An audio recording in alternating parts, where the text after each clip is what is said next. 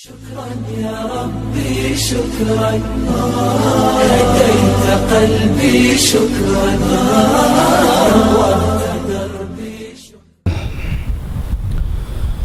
نحمده ونستعينه ونستغفره ونعوذ بالله من شرور أنفسنا وسيئات أعمالنا. من يهده الله فلا مضل له ومن يضلل فلا هادي له، وأشهد أن لا إله إلا الله وحده لا شريك له، وأن محمدا عبده ورسوله. يا أيها الذين آمنوا اتقوا الله حق تقاته ولا تموتن إلا وأنتم مسلمون. يا أيها الناس اتقوا ربكم الذي خلقكم من نفس واحدة وخلق منها زوجها وبث منهما رجالا كثيرا ونساء، واتقوا الله الذي تساءلون به والأرحام إن الله كان عليكم رقيبا. يا أيها الذين آمنوا اتقوا الله وقولوا قولا سديدا يصلح لكم أعمالكم ويغفر لكم ذنوبكم، ومن يطع الله ورسوله فقد فاز فوزا عظيما. أما بعد، فأعوذ بالله من الشيطان الرجيم. إن عدة الشهور عند الله 12 شهرا في كتاب الله يوم خلق السماوات والأرض منها 4 حرم، ذلك الدين القيم، فلا تظلموا فيهن أنفسكم وقاتلوا المشركين كافة كما يقاتلونكم كافة واعلموا أن الله مع المتقين. وقال الحق سبحانه: فويل يومئذ للمكذبين الذين هم في خوض يلعبون يوم يدعون إلى نار جهنم دعا هذه النار التي كنتم بها تكذبون. لائق التكريم سامعین مکرم، اللہ ذو جلال جو ہم سب کے خالق و مالک اور رازق ہیں، قادر مطلق ہیں، مالک الملک نے دنیا کا نظام بنایا، اور جب سے زمین و آسمان کی تخلیق کی ہے اللہ تعالیٰ نے 12 مہینوں کا نظام بنایا ہے۔ ان 12 مہینوں میں 4 حرمت کے مہینے ہیں، ذوالقعدہ، ذوالحجہ اور محرم اور رجب۔ ان حرمت والے مہینوں میں ایک مہینہ محرم کا بھی ہے، جو سال کی ابتدا میں سب سے پہلا مہینہ شمار ہوتا ہے۔ محرم ہجری کیلنڈر کا وہ مہینہ ہے جس سے اسلامی سال کا آغاز کیا جاتا ہے۔ 17 ہجری میں سیدنا ابو موسیٰ اشعری رضی اللہ تعالیٰ عنہ کی توجہ دلانے پر سیدنا عمر فاروق رضی اللہ تعالیٰ عنہ نے صحابہ کرام رضی اللہ عنہم سے مشورہ کیا، اور آپ صلی اللہ علیہ وآلہ وسلم کے واقع ہجرت کو بنیاد بنا کر اسلامی سال کی تاریخ کا اجرا کیا تو ہجری سال رسول اللہ صلی اللہ علیہ وآلہ وسلم کی چونکہ ہجرت مکہ سے مدینہ کی طرف ہوئی ذو الحجہ کے آخر میں تھی، تو پہلا چاند جو طلوع ہوا اس مدینے کی اسلامی ریاست پر وہ محرم کا چاند تھا۔ تو مسلمانوں کی تاریخ اس وقت سے ہجری سال قرار پائی، اور 1400 سال گزرنے کے بعد بھی مسلمان اپنے تمام کے تمام نظام کو انہی مہینوں کے مطابق چلاتے ہیں۔ محرم کا مہینہ جس سے ہم سال کا آغاز کرنے جا رہے ہیں، اِنَّا لَنَفْرَحُ بِالْأَيَّامِ نَقْطَعُهَا وَكُلُّ يَوْمٍ مَضَى يُدْنِي مِنَ الْأَجَلِ۔ لوگ تو برتھ ڈے کا اور سال کے شروع ہونے کے کیک کاٹتے ہیں، خوشیاں مناتے ہیں۔ کہنے والا یہ کہتا ہے شاید کہ کسی کو خبر ہو جائے کہ ہر آنے والا دن میری زندگی کا ایک دن کم کر رہا ہے، مجھے موت کے قریب کر رہا ہے۔ فَاعْمَلْ لِنَفْسِكَ قَبْلَ الْمَوْتِ مُجْتَهِدًا، اس لیے اس موت سے پہلے کوشش کر کے ایسے اعمال بجا لاؤ۔ فَإِنَّمَا الرِّبْحُ وَالْخُسْرَانُ فِي الْعَمَلِ، کہ آپ کے ان اعمال کی روشنی میں خساروں سے بچ جائیں اور دنیا اور آخرت کے ثمرات کو سمیٹنے والے بن جائیں، کیونکہ اصل ربح پرافٹ یہ ہے اور اصل نقصان انسان کے عمل سے ہوتا ہے، اس لیے عمل کو بہتر کرو۔ نئے سال کا آغاز ایک مسلمان کو کیسے کرنا چاہیے؟ سب سے پہلے تو اس نظام کائنات جو اللہ تعالیٰ نے بنایا ہے اس کا احترام کیا جائے، اس حرمت والے مہینے میں ظلم نہ کیا جائے۔ یہ حرمت اور تقدس اور عظمت والا مہینہ جو لائق احترام مہینہ ہے، رسول اللہ صلی اللہ علیہ وسلم کا یہ پسندیدہ مہینہ تھا۔ عبداللہ ابن عباس رضی اللہ تعالی عنہ روایت کرتے ہیں، ما رأيت النبي صلی اللہ علیہ وسلم يتحرى صيام يوم، میں نے کسی مہینے میں بھی اللہ کے رسول صلی اللہ علیہ وسلم کو رمضان کے بعد نہیں دیکھا کہ جس مہینے میں وہ روزوں کا اہتمام کرتے جتنا محرم کے روزوں کا اہتمام کیا کرتے تھے۔ اس لیے اللہ کے رسول صلی اللہ علیہ وسلم نے اس مہینے کو افضل مہینہ قرار دے دیا۔ فرمایا افضل الصیام بعد رمضان شہر اللہ الذي تدعونہ المحرم۔ صحیح مسلم کی روایت ہے، رمضان کے بعد سب سے افضلیت والا مہینہ روزوں کے اعتبار سے وہ محرم کا مہینہ ہے۔ رسول اللہ صلی اللہ علیہ وسلم نے اس لیے خصوصاً 10 محرم کے روزے کی فضیلت بیان کی اور فرمایا جو 10 محرم کا روزہ رکھے گا احتسب علی اللہ ان یکفر السنہ التي قبلہ، ایک سال جو گزر چکا ہے اس کے گناہوں کو اللہ معاف کر دیں گے۔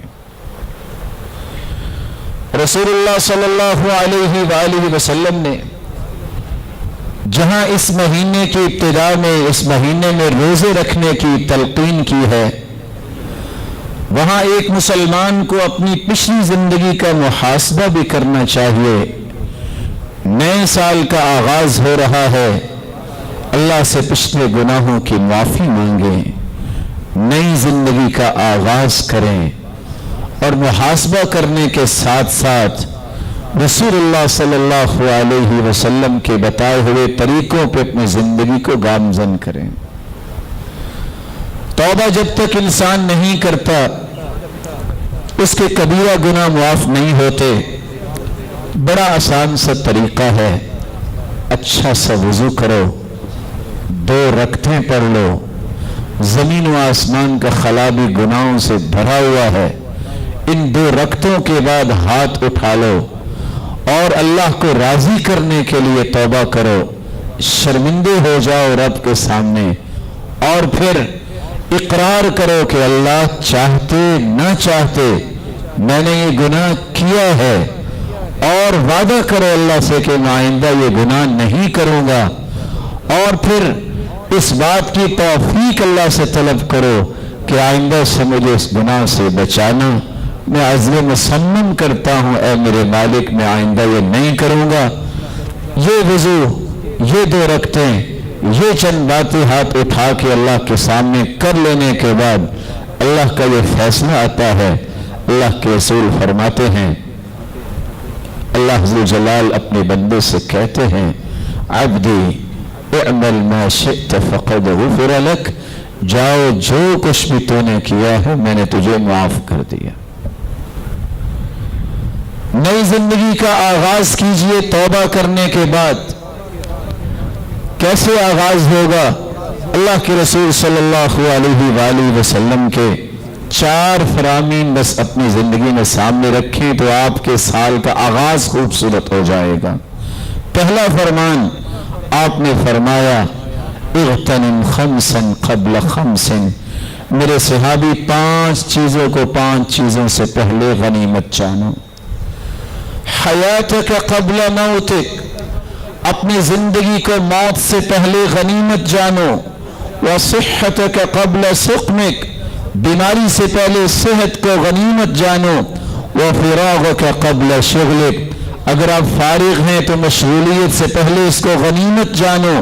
وشبابک قبل حرمک، جوان ہو تو جوانی کو بڑھاپے سے پہلے غنیمت جانو.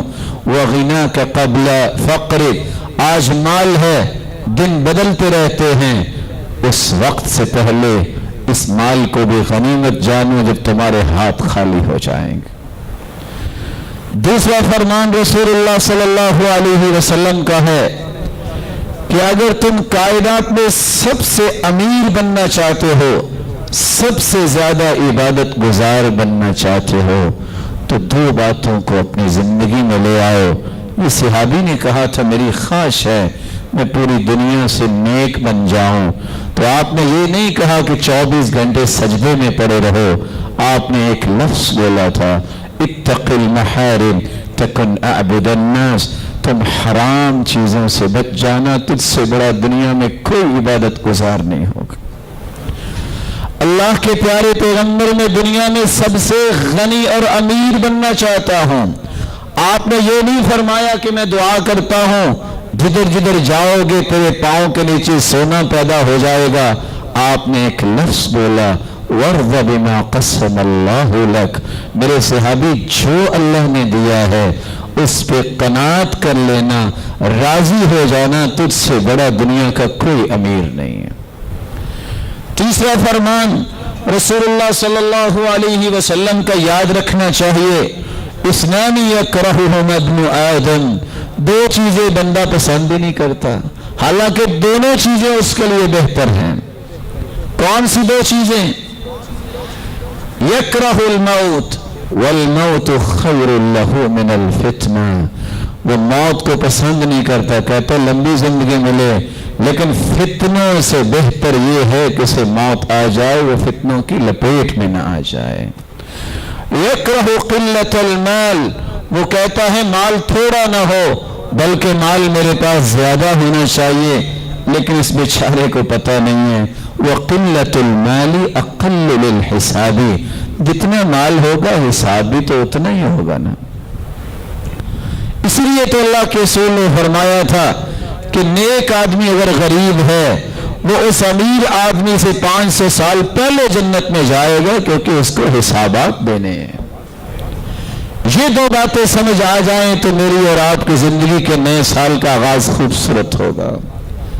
چوتھا فرمان بھی یاد رکھیے، اللہ کے رسول نے فرمایا جبریل آئے اور آ کے مجھے کہنے لگے عِشْ مَا شِئْتَ فَإِنَّكَ مَيِّتٌ، اے اللہ کے پیارے محبوب جب تک زندگی ہے آخر آپ کو بھی اللہ کے پاس جانا ہے.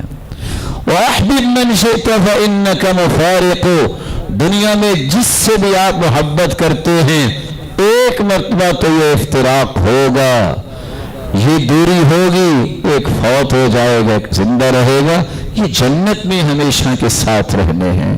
اور ساتھ ہی اللہ کے رسول کو کہا گیا جبریل کے ذریعے وَأْمَلْ مَا شِئْتَ فَإِنَّكَ مَجْزِيٌ بِهِ، اس لیے نہ محبتوں پہ ناز کرو اور نہ ہی اپنی زندگی اور طاقت پہ ناز کرو، عمل کر لو، جو عمل کرو گے بدلہ قیامت کو اس کا ملنا ہے۔ اور ساتھ عمل میں سے 2 اعمال کی نشاندہی کر دی، وَاعْلَمْ أَنَّ شَرَفَ الْمُؤْمِنِ قِيَامُهُ بِاللَّيْلِ وَعِزَّهُ اسْتِغْنَاؤُهُ عَنِ النَّاسِ، اگر تم بزرگی چاہتے ہو، بلندی چاہتے ہو، مقام و مرتبہ چاہتے ہو، تہجد پڑھنا شروع کر دو اور اپنے ہاتھوں کو لوگوں کے سامنے نہ پھیلاؤ، رب کے سامنے اپنی آرزویں رکھنے والے بن جاؤ، رب تعالیٰ تمہاری زندگی بھی خوبصورت بنائے گا اور قیامت کو بھی بلندیوں سے نوازے گا۔ نئے سال کے آغاز میں نئے سال کی پلاننگ کیجئے۔ میں نے دین اسلام کو ہی اپنی عزت کا منبع و مصدر سمجھنا ہے۔ میں کوئی ایسا کام اس نئے سال میں پسند نہیں کروں گا جو کافروں کو پسند ہے، میں کوئی ایسا کام پسند نہیں کروں گا جو اللہ کے رسول کو پسند نہیں تھا۔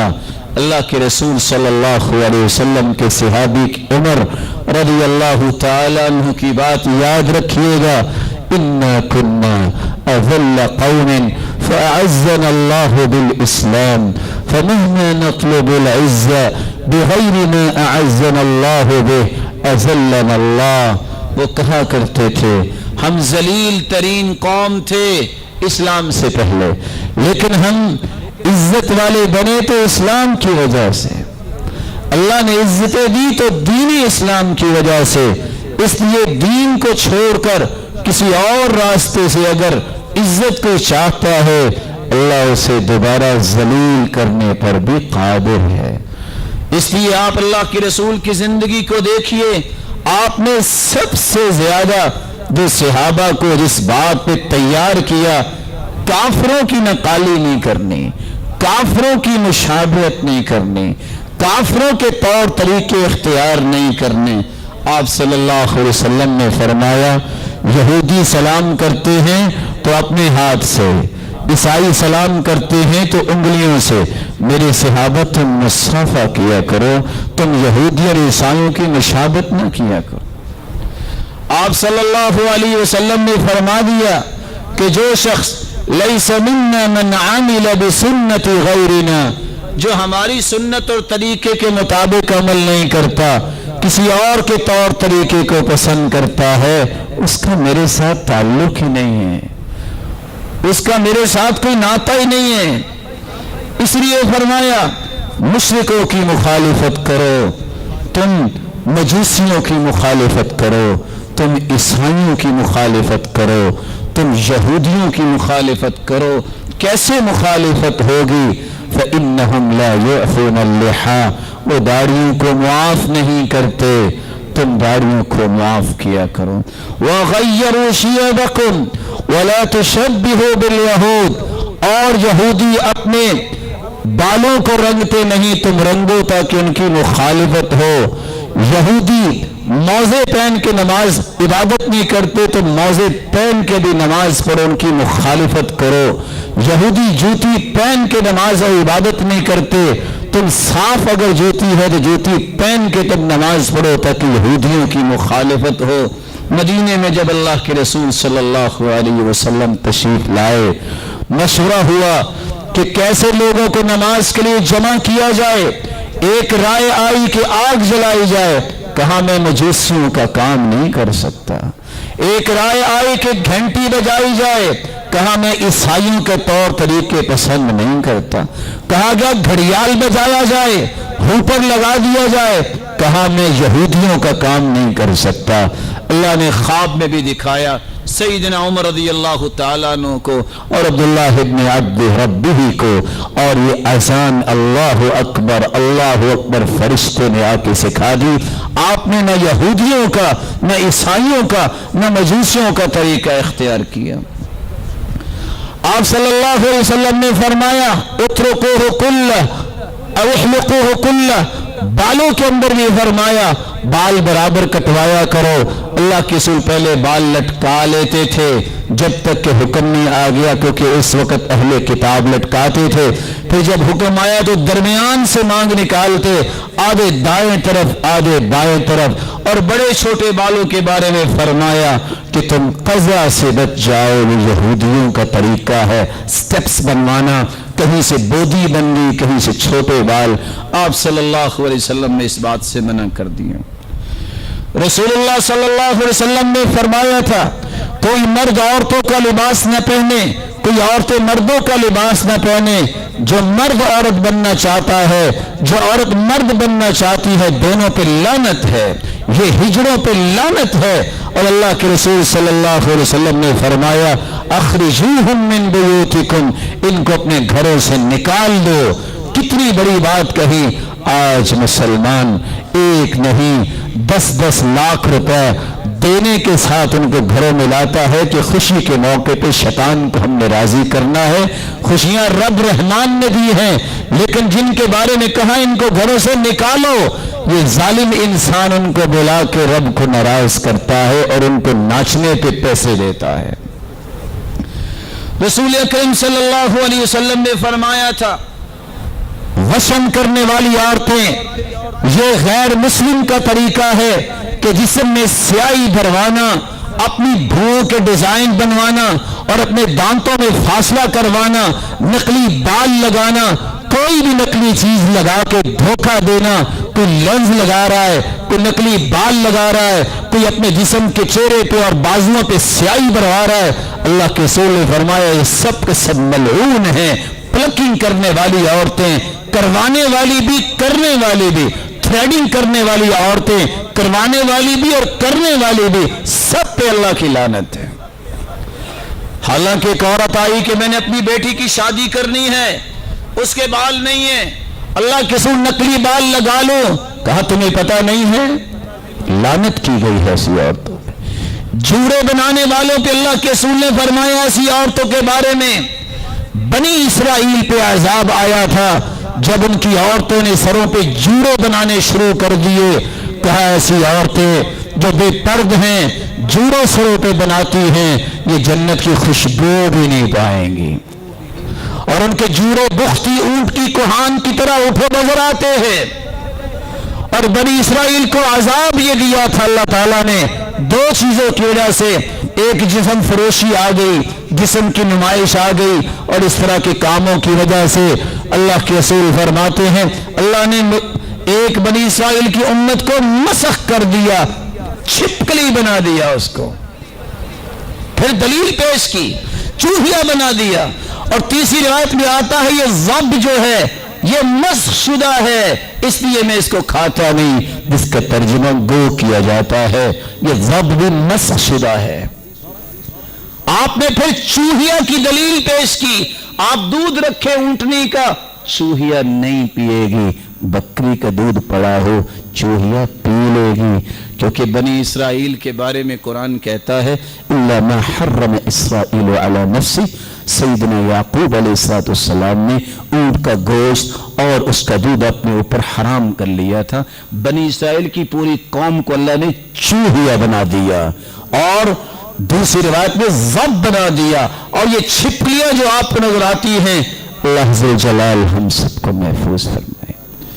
رسول اکرم صلی اللہ علیہ وآلہ وسلم نے اس لیے فرمایا اگر میں آئندہ سال زندہ رہا تو میں 9 کا بھی روزہ رکھوں گا، کیونکہ میں یہودیوں سے مخالفت کرنا چاہتا ہوں۔ یہودی 10 محرم کا روزہ رکھتے تھے کہ موسیٰ کو اللہ نے فرعون سے نجات دی، کہا موسیٰ تو میرے بھائی تھے، اگر وہ شکرانے کا روزہ رکھتے تو میں بھی رکھوں گا، لیکن حکم دیا آخری سال اگر میں آئندہ سال زندہ رہا تو میں 9 کا بھی رکھوں گا، تاکہ مخالفت ہو جائے یہودیوں کی، اسلامی معاشرے کے قیام کی کوشش کرے۔ نئے سال کے آغاز میں کیسے یہ کوشش ہوگی؟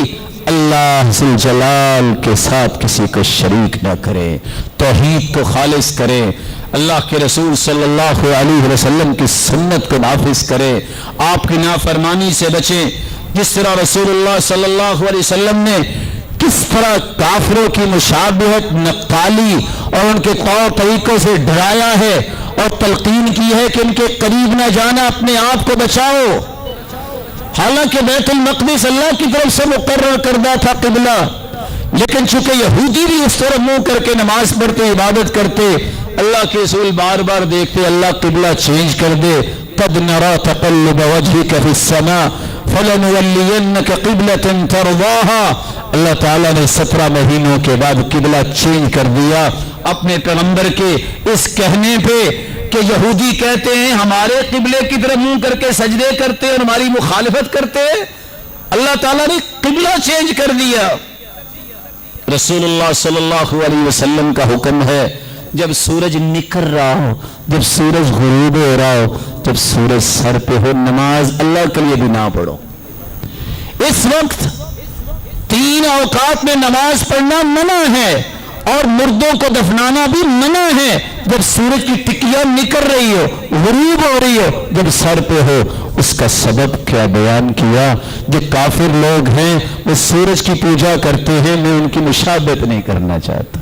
شیطان اپنے سینگ اس وقت سورج کے سامنے کر دیتا ہے. شیطان کے پیروکار بھی اس وقت عبادت کرتے ہیں. میں اپنی امت کو یہ سبق نہیں دے سکتا. ان اوقات میں اللہ کی عبادت کرنے سے بھی منع کر دیا. رسول اللہ صلی اللہ علیہ وسلم نے فرمایا روزہ رکھنا ہے تو سحری کیا کرو. اہل کتاب بغیر سحری کے روزہ رکھتے ہیں، میں مخالفت کروں گا. تم کھجوریں کھا لو، بہترین سحری ہے. کچھ نہیں ہے فحسا حسوا منا، گھونٹ پانی کے لے لو، سحری ضرور کرو تاکہ اہل کتاب اور ہمارے درمیان فرق ہو جائے. رسول اللہ صلی اللہ علیہ وسلم نے فرمایا جب اذان کا وقت ہو جائے مغرب کا، جلدی روزہ چھوڑ دیا کرو، افطاری کیا کرو. کیونکہ میں مخالفت کرنا چاہتا ہوں. جو یہودی اور عیسائی ہیں وہ ایسا نہیں کرتے، ہمیں ایسا کرنا ہے. خیر اس وقت رہے گی جب ہم جلدی روزہ افطار کریں گے جب وقت ہو گیا، اور سحری لیٹ کھائیں گے یعنی اذان کے قریب قریب. اللہ کے رسول نے یہاں بھی ان کی مخالفت کروائی ہے. رسول اللہ صلی اللہ علیہ وآلہ وسلم نے فرمایا اکیلا ہفتے کا روزہ نہ رکھنا، یہ یہودی رکھا کرتے ہیں. اکیلی اتوار کا روزہ نہ رکھنا، یہ عیسائی رکھتے ہیں. اس لیے فرمایا کہ میں ان کی خوشی میں شریک نہیں ہو سکتا. وہ بھی اپنی خوشی مناتے تھے، یہ ہمارا دن ہے، ہم اپنی خوشی الگ رکھیں گے. اس لیے رسول اللہ صلی اللہ علیہ وسلم نے فرمایا کہ تم نے اگر روزہ رکھنا ہے تو تمہیں کیا کرنا ہوگا؟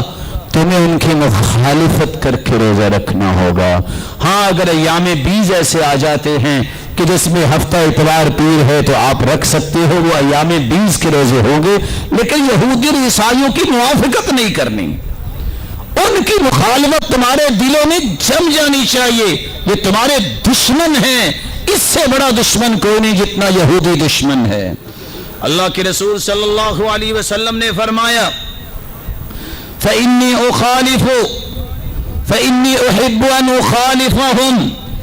ہفتے کے دن یہودی عید مناتے ہیں، چھٹی کرتے، اور عیسائی جو ہیں وہ اتوار کے دن عید مناتے ہیں. میں پسند کرتا ہوں کہ ان کی مخالفت کروں. اللہ نے ہمیں جمعے کا دن دیا ہے، ہم آئے تو لیٹ ہے لیکن اجر زیادہ ملے گا، اور سب سے پہلے قیامت کو فیصلہ بھی ہمارا ہوگا، پہلے جنت میں جائیں گے. رسول اللہ صلی اللہ علیہ وسلم نے فرمایا یہودی اور عیسائی سونے اور چاندی کے برتنوں میں کھاتے ہیں، تم نہ کھانا، مخالفت کرو. ایک مخالفت ہے، دوسرا سونے چاندی کے برتنوں میں کھانے والا جو لقمہ پیٹ میں ڈالتا ہے وہ جہنم کا انگارہ ڈالتا ہے. رسول اللہ صلی اللہ علیہ وسلم نے فرمایا کہ ان کی عیدوں ان کی خوشیوں پہ بھی نہ جاؤ، مت مناؤ. بلکہ ابن عمر فرماتے من صنع فیروزه ومهرجانهم وتشبه بهم حتى يموت وهو كذلك لم يتب حشر معهم يوم القيامة. جو عید مہرجان، یہ عید نوروز، یہ عید غدیر، جو مختلف نام دنیا میں عیدوں کے نام سے آئے ہیں، مسلمانوں کی صرف 2 عیدیں ہیں، عید الفطر و عید الاضحیٰ. یہ 2 مسلمانوں کی عیدیں ہیں. غیر مسلموں کی عیدوں میں شریک ہونے کو بھی منع کر دیا گیا، بلکہ عمر رضی اللہ تعالی عنہ نے کہا تھا جو غیر مسلم کی عید یا خوشی میں انڈا لے کے جاتا ہے وہ انڈا دینے والا تحفے کے طور پہ اتنا ہی کافر ہے جتنا کافر ہے۔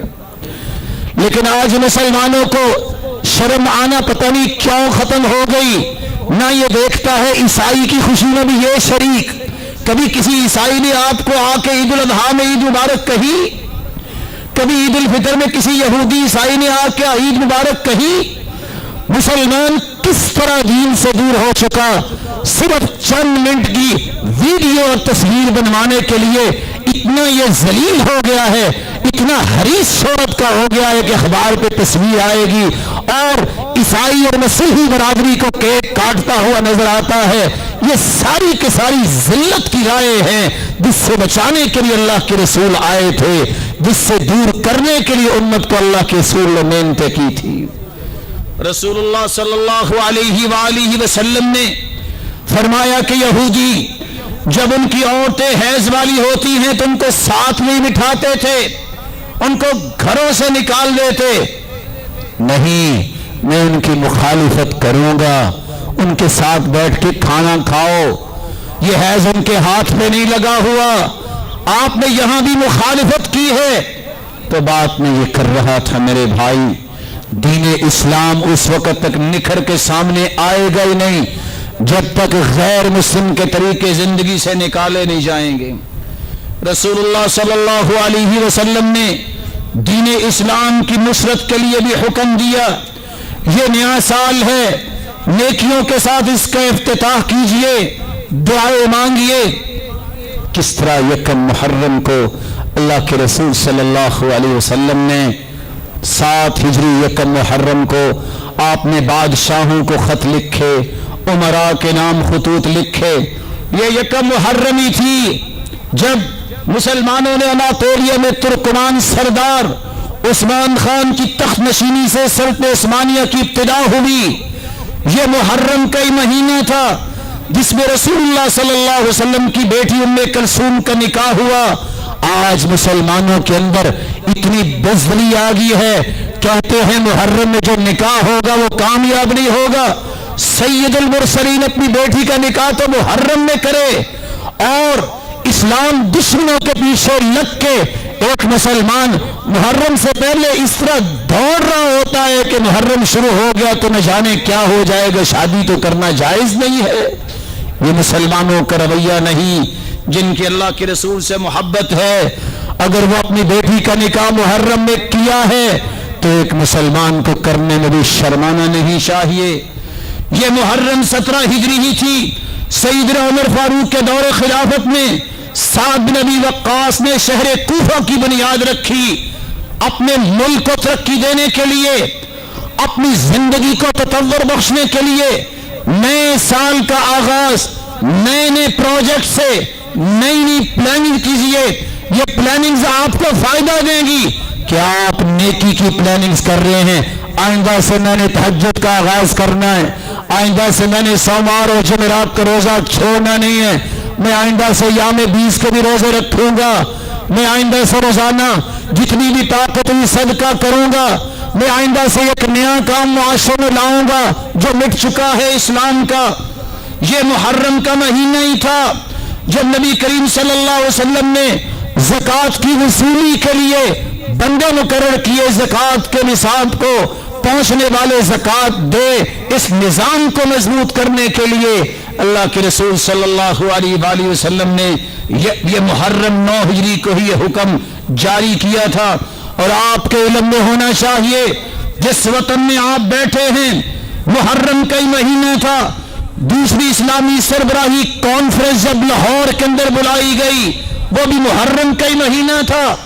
توجہ دلائیے، خود بھی تیار ہو جائیے، حکومت کے ساتھ مل کر، فوج کے ساتھ مل کے اس ملک کو بھی بلند کرنے کے لیے ایسی پلاننگز کیجئے کہ دشمن کا منہ توڑ جواب بھی ہو اور مسلمانوں کی بلندی بھی ہو۔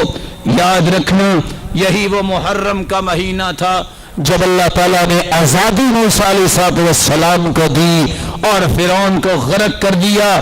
ایسے کام کیجئے کہ دشمنوں کا بیڑا غرق ہو اور مسلمانوں کو اللہ بلندی دے, اسلام کا نفاذ ہو. اللہ ذوالجلال اس طرح کی ہمت کرنے کی توفیق عطا فرمائے. لیکن ساتھ میں یہ کہتا چلوں, رسول اللہ صلی اللہ علیہ وسلم نے فرمایا تھا لیس منا من لطم الخدود وشق الجیوب ودعا بدعوى الجاہلیہ. جو غم اور غصے اور اسی طرح مصیبت کے وقت اپنے چہرے پہ اپنے ہی تھپڑ مارتا ہے اور تمانچے مارتا ہے اور اپنے گریبان کو چاک کرتا ہے, جاہلیت کے بول بولتا ہے, اللہ کے رسول نے فرمایا میرا کوئی تعلق نہیں. لعنتی ہے وہ عورت. کون سی؟ لعن اللہ الخامسۃ وجہها والشاقۃ جیبها والداعیۃ بالویل والثبور. جو عورت اپنا گریبان چاک کرتی ہے اور اسی طرح اپنے چہرے کو پیٹتی ہے اور جاہلیت کے بول بولتی ہے, لعنت ہے. جاہلیت کے طریقے ہیں کہ اگر کسی خاندان میں کوئی مر جاتا, فوت ہو جاتا, 6 مہینے سال کوئی خوشی نہ مناتے. جاہلیت منتنہ بدبودار ہے. جاہلیت کبھی کسی کی وفات سے خوشیاں بھی رکتی ہے.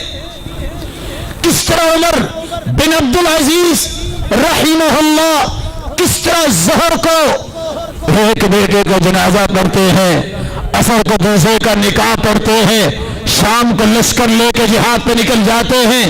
کیسا نظام ہے جاہلیت کا, بدبودار نظام. خاندان کا ایک فرد فوت ہوتا, 6 مہینے سارا خاندان سٹ رکھ, کوئی بھی کام نہیں ہوگا خوشی کا. کیوں؟ اس کی محبت ہے. یہ محبت سکھانے والے تھے جاہل. محمد مصطفیٰ نے محبت نہیں سکھائی. اللہ کے رسول صلی اللہ علیہ وسلم نے جن باتوں سے منع کیا ان باتوں سے رکنا ہوگا. اللہ کے رسول نے نوحہ کرنے سے منع کیا اور بین کرنے سے منع کیا, مرثیہ خوانی سے منع کیا. اللہ کے رسول نے مصیبت کے وقت بری باتیں کرنے سے منع کیا, ظلم سے منع کیا. اور ویسے بھی محرم حرمت والا مہینہ ہے. یہاں میری بات اگر تاجر سن رہے ہیں, میری بات اگر دانشمند سن رہے ہیں, میں ادب سے گزارش کرنا چاہتا ہوں آپ کی تجارت کو اللہ فروغ دے, دانش میں برکت فرمائے. یہ وطن عزیز اسلام کے نام پہ حاصل کیا گیا. سوچو اس وطن کی حفاظت کیسے ہو سکتی ہے. یہ کون سا نظام ہے, نیا سال جو ہے شروع ہو اور 10 دن تک پتہ یہ چلتا ہے کہ اس وطن پہ کسی نے حملہ کر دیا ہے. نہ کوئی باہر نکل سکے, نہ کوئی تجارت کر سکے, نہ کوئی کام کر سکے. مریض رستوں میں فوت ہو جاتے ہیں ان جلوسوں کی وجہ سے. میں آپ سے کہنا چاہوں گا قانون کے تحت حکومت سے مطالبہ کریں ایسے جلوسوں پر پابندی ہو جس سے عوام کا نقصان ہے, دین کا نقصان ہے. ساری دنیا عیسائی بھی گرجوں میں عبادت کرتے ہیں. اسلام نے اقلیت کے بھی حقوق رکھے ہیں. یہودی بھی اپنے معبد خانوں میں کرتے ہیں. یہ کون سی عبادت جو رستوں میں نکل کے مسلمانوں کو پریشان کر کے ہوتی ہے. آج اگر بات ہے کڑوی لیکن سن لیجئے گا, اگر کوئی مسجد مدرسے والا کرتا یہ جلوس نکالتا تو آپ کسی کو نہ چھوڑتے. کہتے یہ امن کے تہوالہ کرنا چاہتے ہیں. تجارت اسلام میں اس کی کتنی عظمت ہے. نبوت کا 46واں یہ حصہ ہے. سچے تاجر قیامت کے دن نور کے منبروں پہ ہوں گے. تمہیں نہیں چاہیے کہ تمہاری تجارت میں فروغ آئے, نظام بہتر کرو. اللہ ذوالجلال توفیق سے نوازے. میرے بھائیوں, رسول اللہ صلی اللہ علیہ وآلہ وسلم نے چند باتیں ایسی بیان کی ہیں جو میں آخر میں بیان کرنا چاہتا ہوں. ہر جمعے اور درس میں آپ یہی سنتے ہیں, یہ نیکی ہے یہ کرو, یہ نیکی ہے یہ کرو. آج اس خطبے کے آخر میں چند وہ باتیں کرنا چاہتا ہوں. اس برائی سے بچو جس برائی کے بارے میں نبی زبان نے بول دیا ہلاکت ہے، ویل ہے، جہنم کی وہ وادی ہے جہاں 40 سال کے بعد کافر پہنچے گا. اتنے بڑے لفظ کس کے لیے بولے؟ حذیفہ رضی اللہ تعالیٰ عنہ کہا کرتے تھے کان الناس يسألون عن الخیر وكنت اسألهم عن الشر. لوگ کہتے کہ نیکی کیا ہے، میں جب بھی سوال کرتا اللہ کے رسول سے میں پوچھتا برائی کیا ہے. لوگ سمجھتے یہ کیا مخافتا ان یدرکنی، میں اس لیے برائی کو پہچانتا کہ میں بچ سکوں. کون سے بدبخت ہیں جن کے بارے میں اللہ کے رسول صلی اللہ علیہ وسلم نے اور قرآن نے ویل کے لفظ بول دیے، ہلاکت ہے. ویسے بھی قیامت کے نزدیک ہلاکتیں زیادہ ہوں گی. اس دور کو پہچانیے، ہلاکت کے کاموں سے بچیے. سب سے پہلا کام کافروں کے لیے اللہ نے ہلاکت رکھی ہے کیونکہ انہوں نے رب کا انکار کیا، رب کے نبیوں کا انکار کیا. تم بھی کہیں نبی کا انکار اور نبی کی نبوت میں ڈاکوں کو جائز نہ سمجھنا، ہلاکت ہو جائے گی. قرآن مجید میں اللہ فرماتے ہیں فاختلف الاحزاب من بینہم فویل للذین کفروا من مشہد یوم عظیم. یہ کون سے لوگ تھے جو ابراہیم علیہ السلام کے بارے میں اللہ فرماتے ہیں ہلاکت ان کے لیے جنہوں نے اپنے ہی بت بنائے اور میلہ لگاتے اور ابراہیم میلوں میں نہیں گئے. شرک کرنے والے، شرک کو فروغ دینے والے، شرک کی سرپرستی کرنے والوں کے لیے ہلاکت ہے. نئے سال کے آغاز میں شرک سے بچو، شرک کی حمایت سے بچو، من گھڑ دلائل دینے سے بچو. قیامت کو تم دلائل نہیں دے سکو گے. قیامت کو کون ہے جو وکیل بنے گا تمہارے ان دلائل کے لیے؟ وہاں صاف فیصلے ہیں، شرک معاف نہیں ہوگا. قرآن کہتا ہے دینی احکامات کو جھٹلانے والوں کے لیے ہلاکت. وَيْلٌ يَوْمَئِذٍ لِّلْمُكَذِّبِينَ. اور دوسری جگہ فرمایا وَيْلٌ يَوْمَئِذٍ لِّلْمُكَذِّبِينَ الَّذِينَ هُمْ فِي خَوْضٍ يَلْعَبُونَ. ہلاکت ہے جھٹلانے والوں کے لیے جو دین کو مذاق بناتے ہیں، دین کا ٹھٹھا کرتے ہیں. دین کی بات آئے تو وہاں فلسفے شروع ہو جاتے ہیں. ظالموں کو روکنا چاہیے، غیرت کو زندہ کرنا چاہیے. جو شخص یہ کہہ دے اب وہ وقت گیا کہ ہم بحث کریں کون قادیانی مسلمان ہے کہ نہیں، اس ظالم کی زبان کو لگام دینا چاہیے. وطن کا بھی دشمن، اسلام کا بھی دشمن، نبی کریم کی عظمت میں ڈاکہ ڈالنے والوں کی حمایت کرنے والا. اللہ کا قرآن میں کہتا ہے جو دین کا جھٹلانے والا ہے ان کے لیے بھی ہلاکت ہے.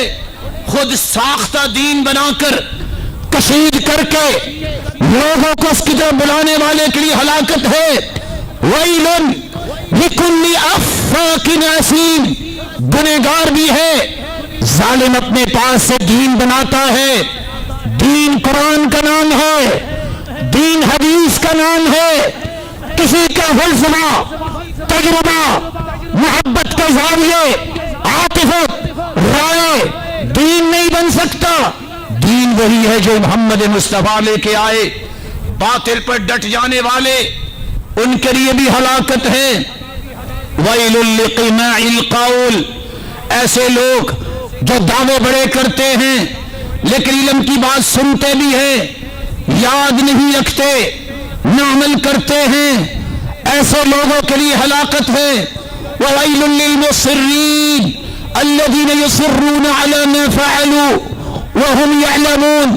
ایسے لوگ جو گناہوں پہ لگے ہیں، بٹے ہوئے ہیں، کوئی شخص ان کو سمجھانے والا نہیں. کس وجہ سے؟ غیرت ایمانی مر گئی. انصر اخاک ظالما او مظلوم. اللہ کے رسول نے فرمایا تھا ظالم کی بھی مدد کرو، مظلوم کی بھی مدد کرو. پوچھا مظلوم کی مدد تو سمجھ میں آتی ہے، ظالم کی مدد کیسے کریں؟ فرمایا فرددہ عن ظلمی، ظالم کے ہاتھوں کو پکڑو، ظلم سے روکو.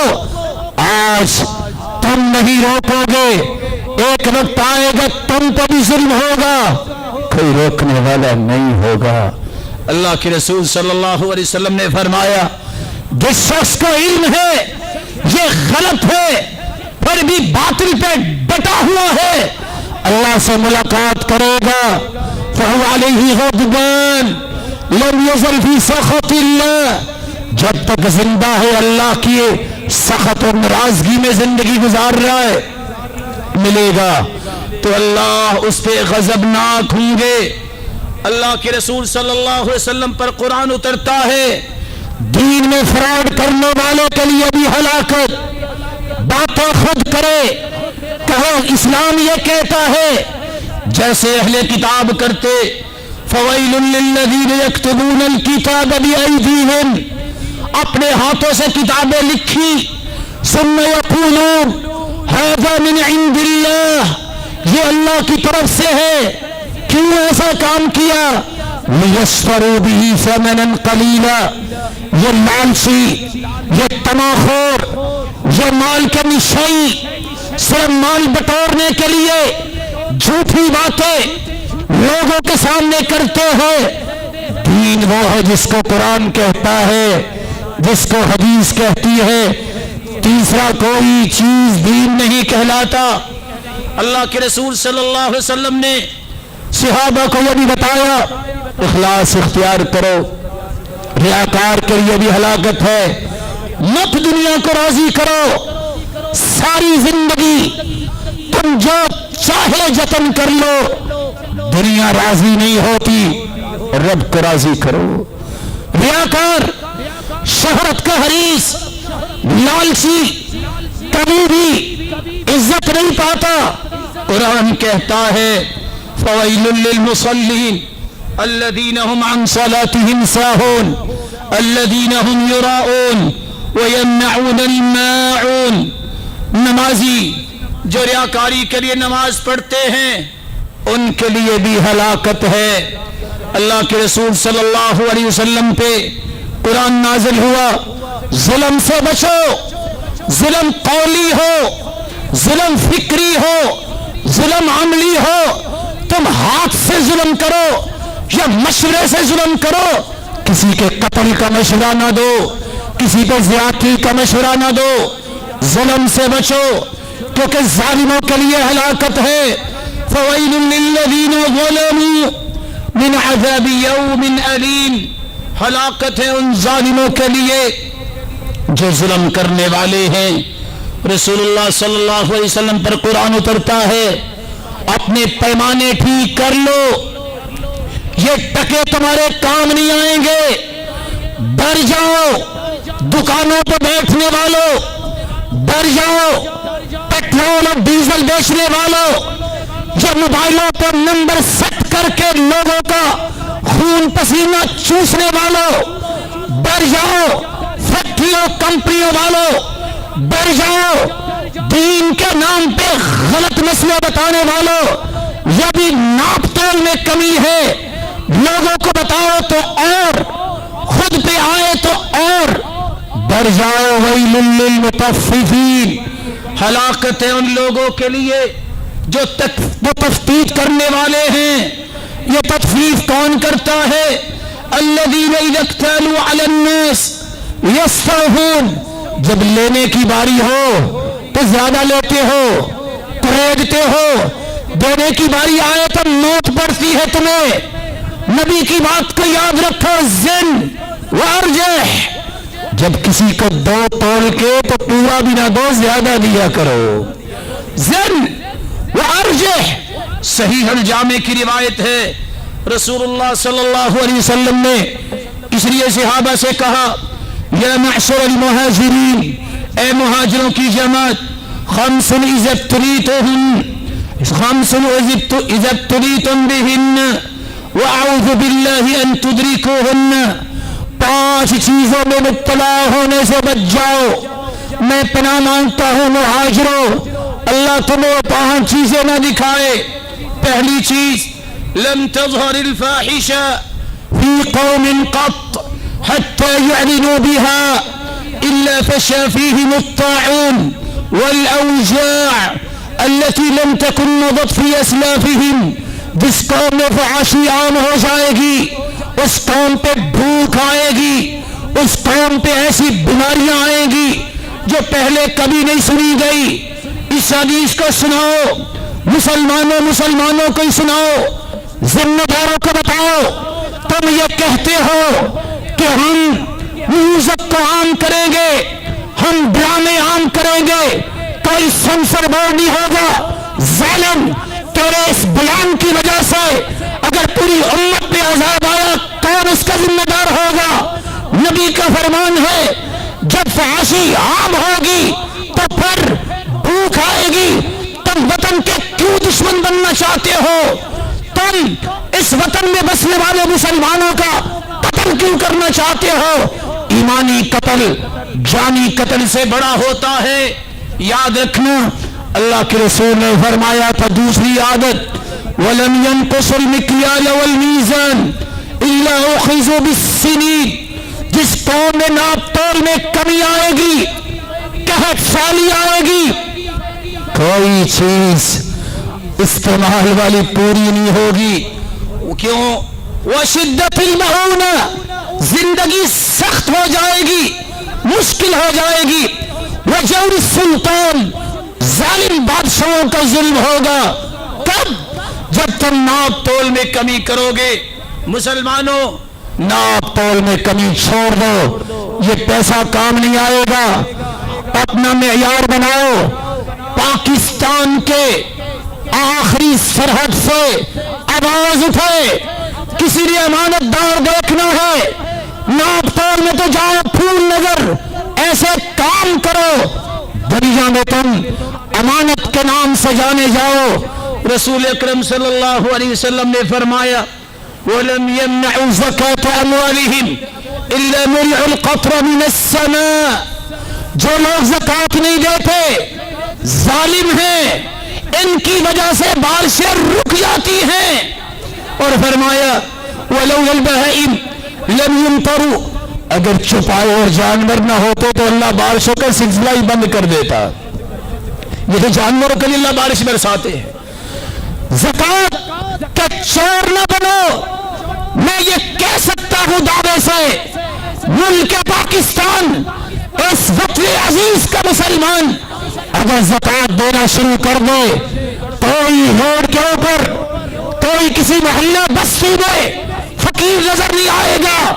عمر بن عبدالعزیز کی بات بھی آپ نے سنی ہوگی، جب انہوں نے کہا زکوٰۃ دو، زکوٰۃ دی گئی، پھر لوگ زکوٰۃ لے کے آئے، لوگوں کی زکوٰۃ کو کہاں خرچ کیا؟ کہا جاؤ غریبوں کو دو، کہاں غریب ختم ہو گئے، کہاں مسکینوں کو دو، جواب آیا مسکین ختم ہو گئے، زکوٰۃ کس کو دے؟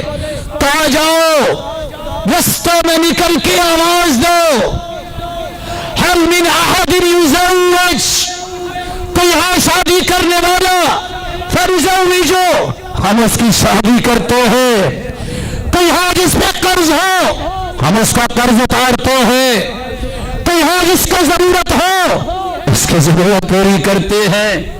تاجر آئے، آ کے عمر بن عبدالعزیز سے کہتے ہیں کوئی نہیں بچا، شادیاں بھی کر دی، قرض بھی اتر گئے، مسکین بھی ختم، غریبوں کی ضرورتیں پوری ہو گئی۔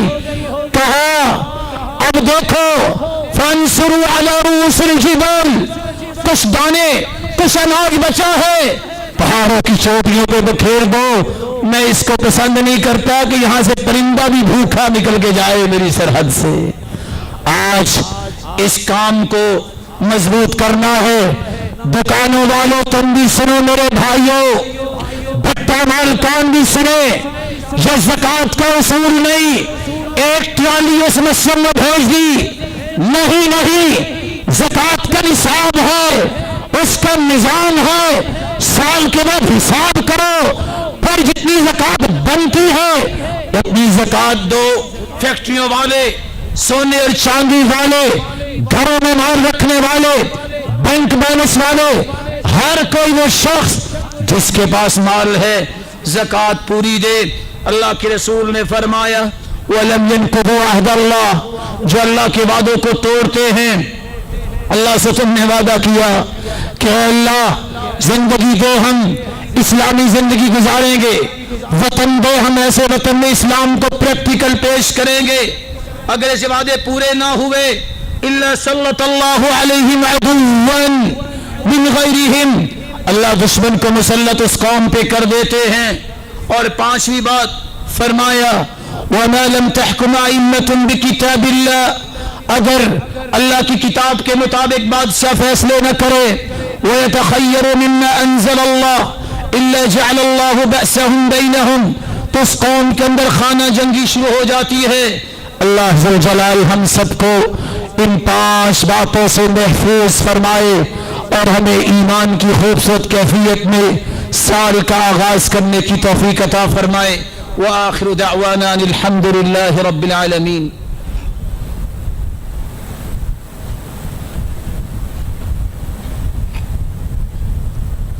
الحمد للہ علی احسانہ والشکر له على توفیقہ وامتنانہ، اما بعد، ہلاکت اس شخص کے لیے ہے جن کا دل پتھر ہے۔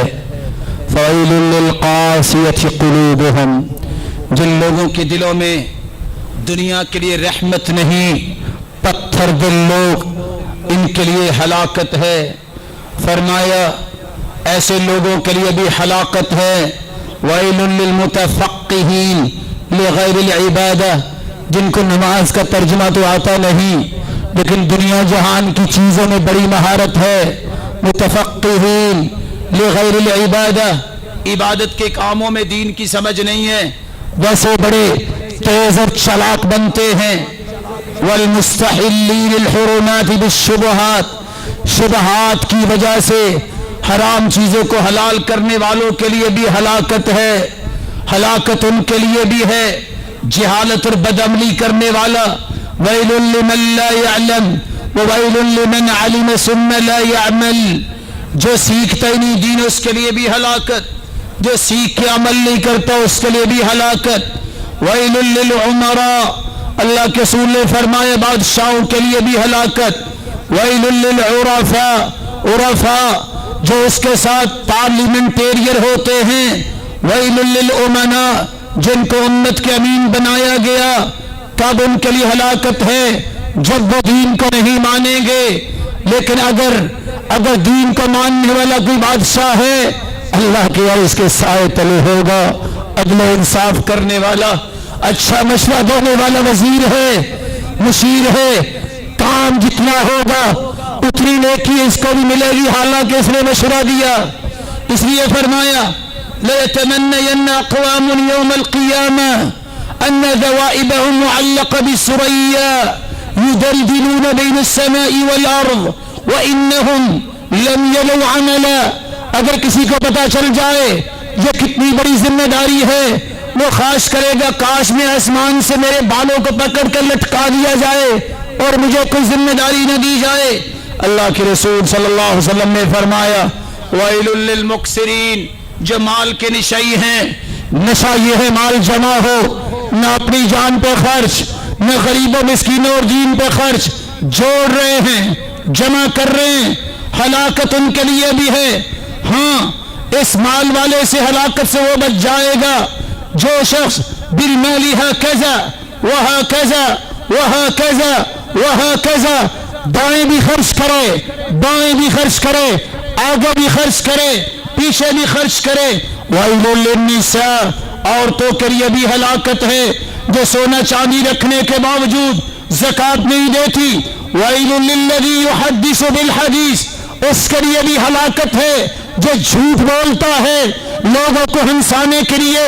یہ اسٹیج ڈرامے، یہ حسب حال، کیا جواب ہوگا؟ صرف لوگوں کو ہنسانے کے لیے جھوٹ بولنا۔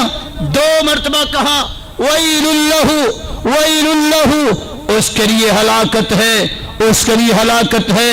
وَيْلٌ لِكُلِّ هُمَزَةٍ اللُّمَزَةٍ ہمزہ. اور لمزہ سے کیا مراد ہے؟ جو ہاتھوں سے برائی کا اشارہ کرے. یہ ہاتھوں اور آنکھوں سے برائی کے اشارے کرنے والے، غیبت چغلی کرنے والے، ان کے لیے بھی ہلاکت ہے. اللہ کے رسول نے فرمایا وَيْلٌ لِلْعَرَبِ مِنْ شَرٍّ قَدِ اقْتَرَبَ. عربوں کے لیے بھی ہلاکت ہے. کب؟ اِذَا كَثُرَ الْخَبَثُ، جب خباثت عام ہو جائے گی. اللہ کے رسول سے آپ کی زوجہ مطہرہ پوچھتی ہے اللہ کے رسول کتنے نیک لوگ ہیں پھر بھی ہلاک ہو جائیں گے؟ قال نعم اذا كثر الخبث، جب خباثت زیادہ ہو جائے تو پھر نیک لوگ بھی اس عذاب میں پھنس جاتے ہیں. اللہ کے رسول نے سورۃ آل عمران کی آخری 10 آیتیں پڑھی اور ساتھ فرمایا وَيْلٌ لِمَنْ قَرَأَهَا وَلَمْ يَتَفَكَّرْ فِيهَا. ہلاکت اس شخص کے لیے بھی ہے جو یہ سورۃ آل عمران کی آخری 10 آیتیں پڑھتا ہے، اس میں غور و فکر نہیں کرتا. اور 20واں وہ بدبخت جس کے بارے میں رسول اللہ صلی اللہ علیہ وسلم نے ہلاکت کے الفاظ بولے وَيْلٌ، ہلاکت اس شخص کے لیے لمن جعل اللہ مفاتیح الشر، جو شر کی چابی بنتا ہے. معاشرے میں شر نہیں، وہ ایسی بات کرتا ہے شر بن جاتی ہے، ایسا غلط کام کرتا ہے کہ معاشرہ بھی کرنے لگ جاتا ہے. جو خیر کی چابی بننے کی بجائے شر کی چابی بنتا ہے اس کے لیے بھی ہلاکت ہے.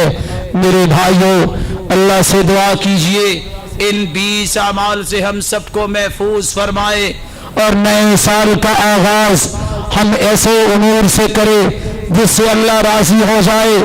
اس وطن عزیز کی اللہ حفاظت فرمائے، فوج کی حفاظت فرمائے.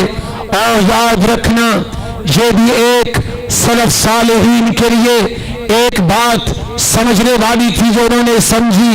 سلف صالحین نے امام احمد بن حنبل، کتنے بڑے امام، ظلم کرتا تھا بادشاہ، ایک نہیں 3 بادشاہوں نے ظلم کیا، لیکن پھر بھی وہ کہتے تھے اگر مجھے پتہ چل جائے میری دعا قبول ہوگی تو میں سب سے پہلے بادشاہ کے لیے کروں گا.